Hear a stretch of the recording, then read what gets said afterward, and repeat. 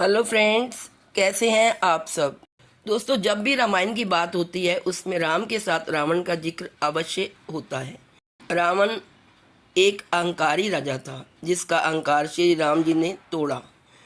लेकिन क्या आपको पता है कि एक ऐसे वानर के बारे में जिसने रावण का घमंड चकनाचूर कर दिया था। आइए उस वानर के बारे में जानते हैं। पौराणिक महाकाव्य रामायण में बहुत सारे वानरों का जिक्र है। हनुमान जी, बाली, सुग्रीव। लेकिन पौराणिक महाकाव्य रामायण में बाली का जो जिक्र मिलता है वह वानर राज बाली किष्किंधा का राजा और सुग्रीव का बड़ा भाई था। रामायण का अहम पात्र बाली को यह वरदान प्राप्त था कि उससे जो भी युद्ध करेगा उसका आधा बल बाली को प्राप्त हो जाएगा। उसने इस वरदान के कारण ही लंका के राजा रावण को हराया था और साथ ही बड़े बड़े राक्षसों को यमलोक पहुंचा दिया था। पौराणिक कथाओं के मुताबिक बाली ने महापराक्रमी रावण को 6 महीने तक अपनी बगल में दबाकर घुमाया था। आइए जानते आखिर कौन था बाली और उसने रावण को अपनी बगल में दबाकर क्यों रखा था। कौन था बाली?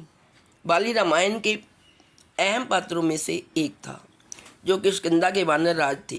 जब रावण माता सीता का अपहरण कर लंका ले गई तब माता सीता की तलाश में श्री राम इधर उधर भटक रहे थे।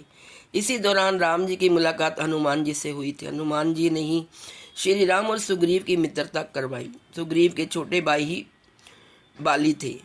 बहुत अधिक बलशाली होने के कारण उन्हें महाबली बाली कहा जाता था।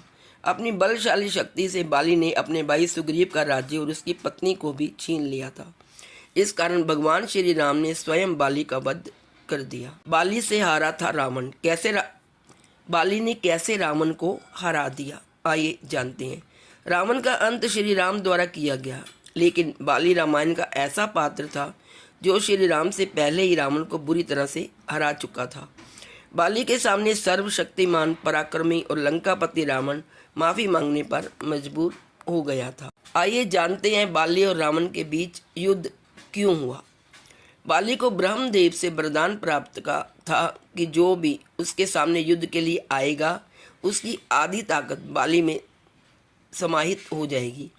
ऐसे में बाली अपने प्रतिद्वंदियों से आधा बल पाने के कारण और अधिक शक्तिशाली हो गया था। लंका का राजा रावण था। अपने बल व पराक्रम से कई राज्यों व राजाओं को हरा चुका था। रावण को वरदान प्राप्त था कि उसकी मृत्यु किसी देवता, असुर, राक्षस, किन्नर, गंधर्व, सर्प या गरुड़ से नहीं होगी। इस वरदान की वजह से रावण में अहंकार आ गया था।